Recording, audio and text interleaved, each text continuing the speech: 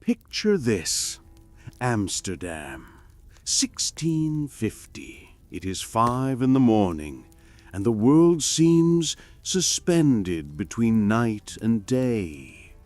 The canals are still, holding the faint first light like polished metal. The gabled roofs, so familiar in Dutch paintings, are silhouettes against a sky that is just beginning to blush. Chimneys are cold. Shop shutters are closed. The city is breathing in that rare, fleeting moment of quiet before the day begins. And then the silence breaks. A clear, practiced call rings out between the narrow brick houses. Milk! Verse milk! Fresh milk. Before you even see them, you hear the soundscape of Amsterdam's early morning economy. The clatter of wooden pails knocking against one another, the soft slap of leather shoes on cobblestones, and the rhythmic creak of a yoke balanced across a woman's shoulders. The milkwomen were already at work. They have been for an hour. These were not shopkeepers waiting for customers behind a counter. These were mobile entrepreneurs, women who carried the city's dairy supply in buckets, cans, and jars, walking door to door through twisting alleys, quiet courtyards, and the stairwells of tall canal houses. They knew the city with the precision of someone who knows every doorstep, every back entrance, every family's routine. They knew who preferred milk warm from the morning milking and who wanted it cooled from the previous evening. They knew whose household used more cream for Sunday puddings, whose elderly mother needed thin buttermilk for her digestion, and whose children were ill and required extra nourishment that week. They knew who paid daily in coins and who paid weekly on credit, and who always seemed a few days late.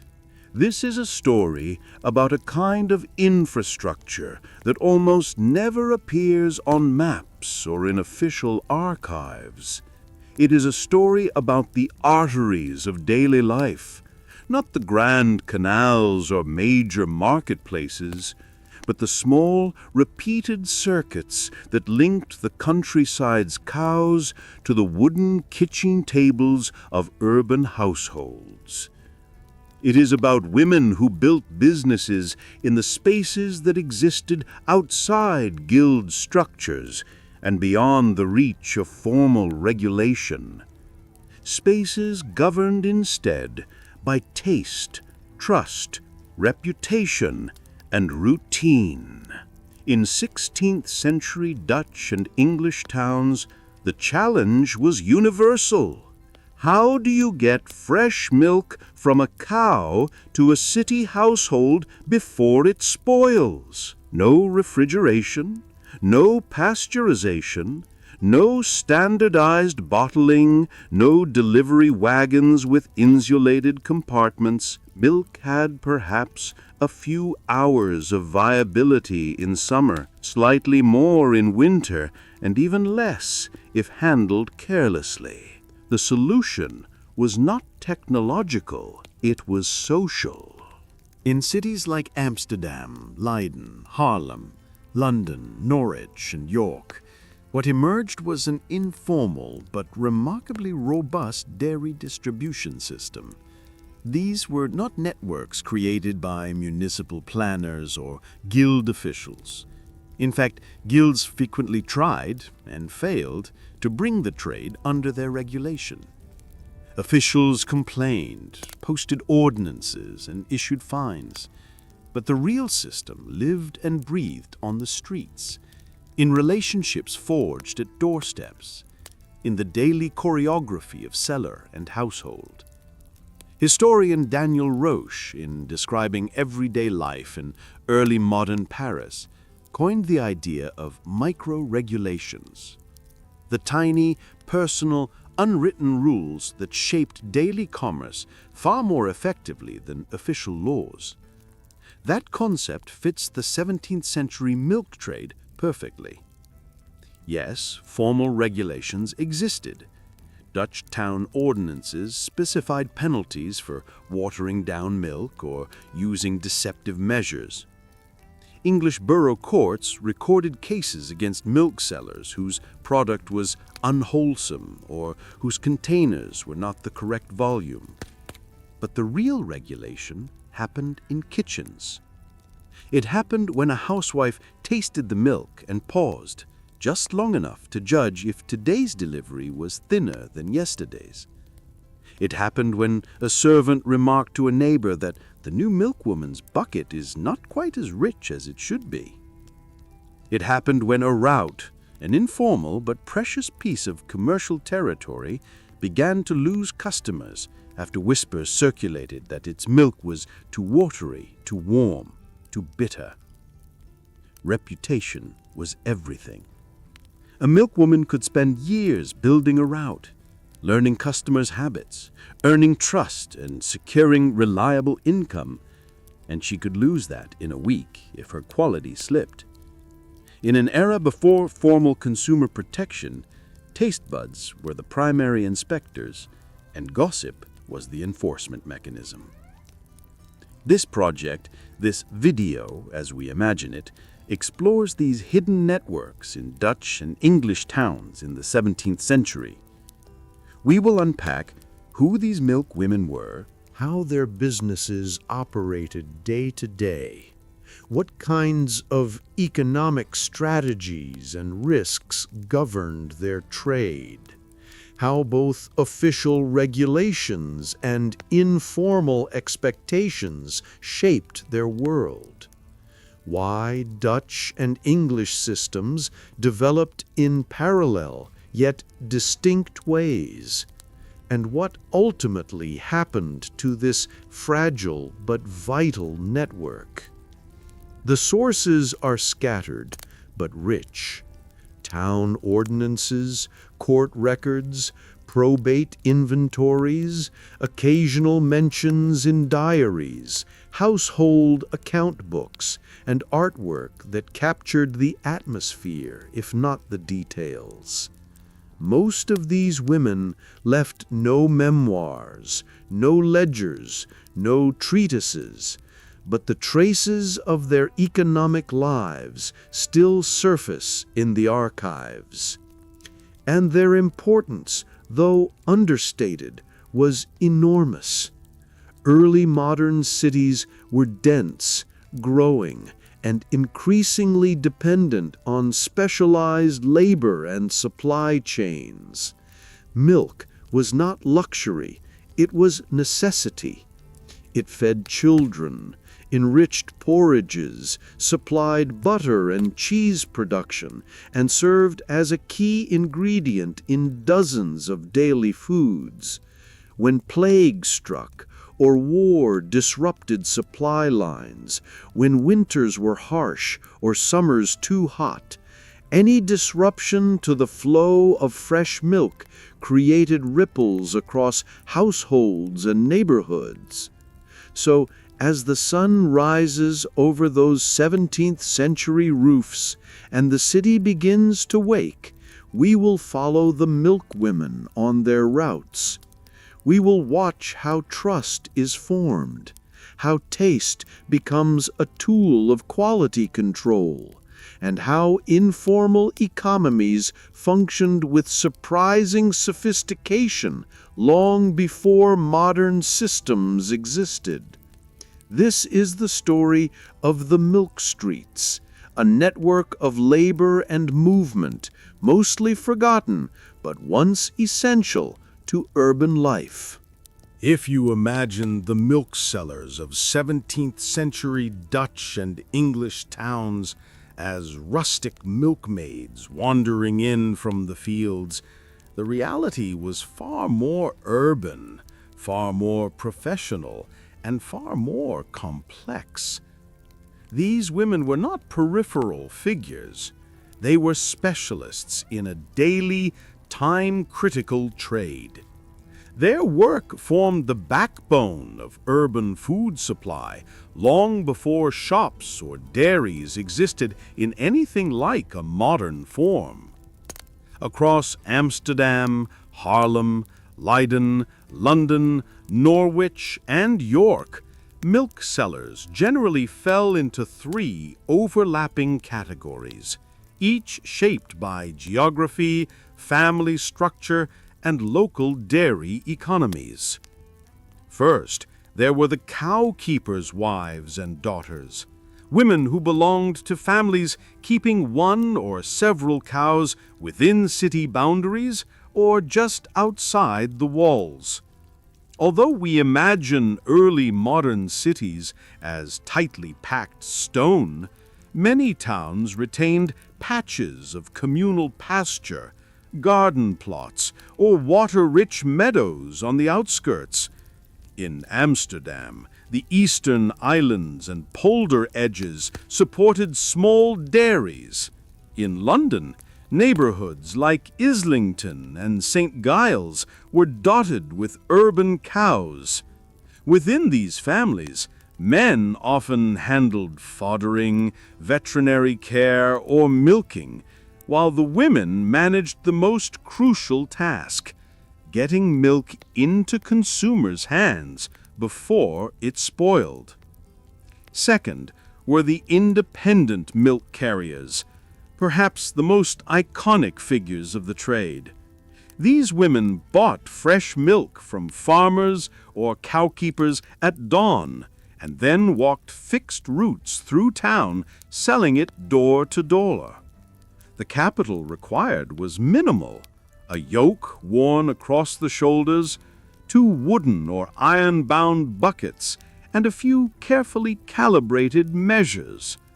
Probate inventories from Norwich and Amsterdam list such equipment modestly, but these women's real assets were intangible: their roots, their reputations, and their memory for who owed what. A woman could begin with borrowed buckets and a single supplier. Skill, reliability, and neighborhood favor would do the rest. Third, in larger cities, some women were employees of more substantial dairy operations, essentially wage workers who distributed milk that their employer produced. The boundaries between employee and independent seller were fluid. A woman might start as a carrier for a big cow keeper, save enough to buy her own buckets, and slowly build a route of her own. What united them all was the physical intensity and disciplined routine of the work. A milkwoman's day began between 4 and 5 a.m., earlier in summer. If she was not a cow keeper herself, she walked to her supplier while the town was still dark, negotiating quantity and price. Once her buckets were filled, she lifted the heavy yoke, often carrying 45 to 60 pounds at a time, and began her first round. A typical route might include 30 to 60 households, depending on neighborhood density. Houses did not have shops or counters. Each sale happened at a kitchen door or back entrance. The rhythm was quick: a knock, a greeting, the rattle of a customer's jug or pewter pot, the measured pour of a pint or quart, and a coin, or more often, the promise of payment later. Most households preferred weekly or monthly settlement. Thus, the milkwoman functioned not only as vendor, but as creditor, accountant, and judge of character. These routes were valuable commodities, often passed from mother to daughter, sold to another woman, or contested when 2 sellers overlapped in the same neighborhood. Court cases from Amsterdam and London occasionally reveal women accusing rivals of stealing customers or infringing on an inherited path. Though completely informal, these routes operated like micro-territories, protected by custom and social pressure. Despite the labor, many women stayed in the trade for decades. It was compatible with childcare, required no formal literacy, and relied more on stamina, social skill, and punctuality than on capital. A successful milkwoman was not a marginal figure. She was a recognized presence in her neighborhood, a daily visitor whose reliability made her part of the household routine. Let's talk about money, milk, and the invisible networks that made urban dairying function in the 17th century. For a milkwoman, the business wasn't just carrying pails, it was managing a microeconomy every morning, walking miles while balancing profit, supply, and social relationships. Supply came from cows either kept on the city outskirts or in small urban yards. Dutch cities like Amsterdam, Haarlem, and Leiden were compact, and farmers on surrounding islands or common pastures produced milk primarily for urban markets. In England, smaller towns like Norwich or York relied on cows in semi-rural peripheries, while London's larger population demanded more elaborate logistics. Milkwomen either purchased directly from these farmers or from cowkeepers' wives, negotiating prices based on season, availability, and personal relationships. These were not anonymous transactions. Trust and reputation shaped every exchange. Let's consider prices.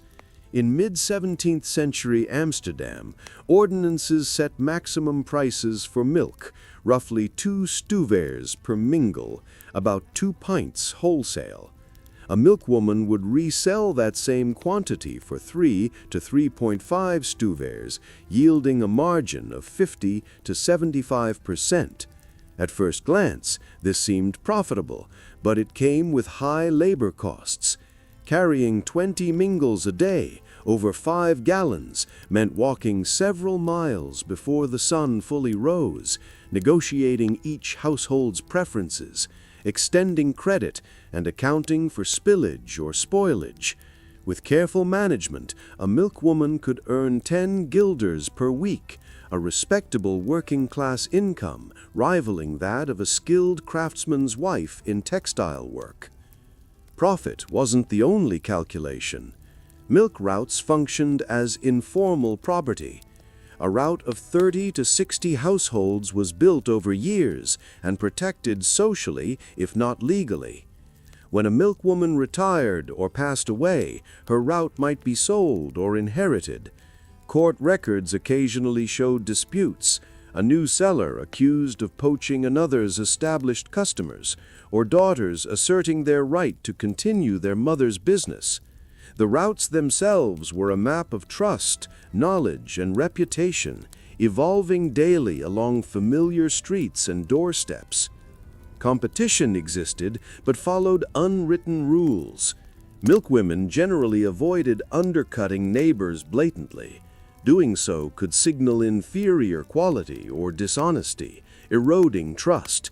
Instead, competition was subtle, based on consistency, freshness, and reliability. Customers rewarded quality with loyalty. Reputation spread through neighborhood gossip and observation. Socially enforced, these micro-regulations stabilized the market far more effectively than city ordinances alone. Seasonal variation played a central role. Spring and early summer brought abundant milk, while winter shortages reduced supply and increased prices. The milkwoman needed flexible networks, often maintaining relationships with multiple suppliers to mitigate risk. Some milkwomen even invested in their own cows, vertically integrating production to supplement purchased milk. Credit was a further dimension of complexity. Many households preferred weekly or monthly payment, requiring the milkwoman to act as collector, accountant, and judge of reliability. Pre-literate women developed memory systems, tally sticks, or simple marks to track debts, turning personal knowledge into economic capital. Distance and urban density also shaped the network. In compact Dutch cities, a milkwoman could efficiently serve dozens of households within a half-mile radius. In sprawling English towns, longer routes increased labor and risk of spoilage. Weather, illness, and market disruptions could threaten the delicate balance of supply and demand, making the social and logistical networks as vital as the milk itself. Ultimately, the informal dairy economy worked because of repeated interactions, mutual reliance, and embedded trust. Each household, supplier, and milkwoman was a node in a network sustained by routine, negotiation, and reputation. There was no central planner, just a web of relationships meticulously maintained that delivered fresh milk to urban kitchens, day after day, year after year. In 17th century Dutch and English towns, the smooth functioning of milk networks depended not only on the labor and logistics of milkwomen, but also on a complex system of regulation, both formal and informal. Authorities were acutely aware of the perishable nature of milk and the opportunities for fraud, yet their reach was limited. Town ordinances and court cases provide evidence of official interventions, but the real control often occurred on the street and at the doorstep. Officially, towns sought to ensure that milk sold was pure, measured correctly, and safe for consumption.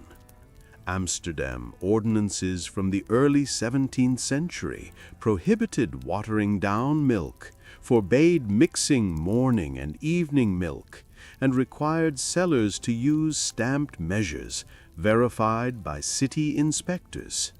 Similarly, English borough records, such as those from Norwich and York, document prosecutions for false measures, adulterated milk, and selling spoiled or unsafe milk. In London, with its enormous population and sprawling geography, authorities issued repeated directives on milk sales, concerned with quality, timing, and supply fairness. These formal measures were aimed at protecting public health and preventing outright fraud, but enforcement was sporadic, limited by the sheer number of transactions and the mobility of the milkwomen. This is where informal regulation, or what historians like Daniel Roche call micro-regulations, became crucial. Households exercised immediate sensory control. A simple taste test could detect watered down or sour milk. A dissatisfied customer could refuse a purchase, switch milkwomen, or share their opinion with neighbors, creating a feedback loop of quality control embedded in everyday life. The route system amplified this effect. Milkwomen depended on repeat customers for survival, and any lapse in quality could jeopardize their reputation and income. Reputation became a form of social currency. Trust was earned over months or years and lost in a single morning. Neighborhood knowledge, gossip, and community observation acted as a parallel enforcement mechanism. A milkwoman's reliability was public information, and disputes over quality, credit, or poaching of customers were occasionally litigated in local courts. Suppliers, too, participated in this web of accountability. Cowkeepers and farmers needed trustworthy milkwomen for their sales. If they supplied poor quality milk, they risked losing business. These overlapping networks of accountability between milkwomen, households, and suppliers created a surprisingly effective system of quality assurance and economic stability. Moral and religious expectations further reinforced honest behavior. In Dutch Reformed communities and English Puritan neighborhoods, fair dealings were considered both ethical and spiritual obligations. Cheating in milk sales was not just a commercial offense, but a social and moral one, attracting censure from neighbors and church authorities alike. The combination of formal ordinances, sensory checks, repeated interactions, community gossip, supplier relationships, and moral expectations created a multi-layered regulatory system. While no system was perfect, these mechanisms allowed informal dairy networks to function reliably in the absence of modern inspection regimes, professional certification, or consumer protection laws. The milkwomen, through their routes, relationships, and reputation, became the enforcers of quality, trust, and taste in the everyday life of 17th century towns. When we compare the Dutch and English systems of milk distribution in the 17th century, striking similarities emerge alongside telling differences. In both societies, women dominated the trade, walking daily routes to deliver fresh milk directly to households. Trust and reputation were the backbone of these networks, often outweighing formal regulation in ensuring quality. Households relied on these milkwomen as essential infrastructure. Missed deliveries, spoiled milk, or lapses in honesty would ripple through daily life. Informal social controls, taste, gossip, repeated transactions, and moral expectations kept the system functional in ways that ordinances alone could not. Yet the two systems were not identical. Dutch cities tended to be more compact and densely populated, making routes shorter and more efficient. Amsterdam milkwomen might serve dozens of households within a half-mile radius, while in sprawling London, routes stretched further, increasing the physical burden and risk of spoilage. Dutch town authorities were more systematic and bureaucratic, issuing detailed ordinances on measures, prices, and quality, whereas English boroughs often relied on ad hoc regulation, responding to specific complaints. Urban cow-keeping practices also differed. Dutch milk largely came from peripheral islands or surrounding countryside, while English cities, particularly London, allowed small urban dairies closer to residential areas. Guild involvement, social status, and integration into the formal retail economy were more pronounced in Dutch towns, giving their milkwomen slightly higher recognition. Over the 18th and 19th centuries, these informal networks gradually transformed.